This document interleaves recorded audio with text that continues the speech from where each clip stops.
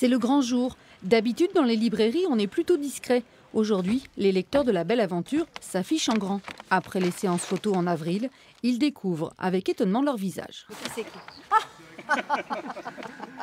Rapidement, les portraits remplissent l'allée entre la cathédrale de Poitiers et l'espace Mendès France. 123 lecteurs venus à l'invitation de la librairie avec leurs livres préférés. C'est l'occasion de pouvoir présenter un petit bout de soi aussi, de partager un petit côté de son intimité. C'est une manière de dire oui, allez, il faut lire, c'est tout sauf une corvée. Dans leurs mains, des best-sellers, mais aussi des auteurs plus confidentiels de petites maisons d'édition. L'idée est d'interpeller aussi sur la nécessité de conserver les librairies indépendantes. Sans librairie indépendante, il n'y a plus de diversité de production.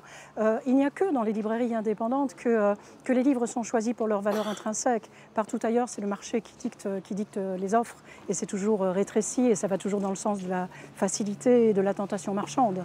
Une diversité menacée. Les professionnels ont trouvé dans le projet Inside Out du photographe JR, spécialiste des grands formats, une façon d'alerter le public de façon originale. Au vu des réactions des passants, ça marche plutôt bien. Voir tous ces visages connus et quelquefois méconnus, et puis des titres connus ou pas méconnus du tout, et je trouve ça passionnant. L'œuvre de 150 mètres carrés disparaîtra avec les aléas climatiques et le piétinement des marcheurs. Mais la librairie veut s'inscrire dans le long terme. Elle propose à ses lecteurs de rentrer dans son capital, histoire de poursuivre plus sereinement cette belle aventure.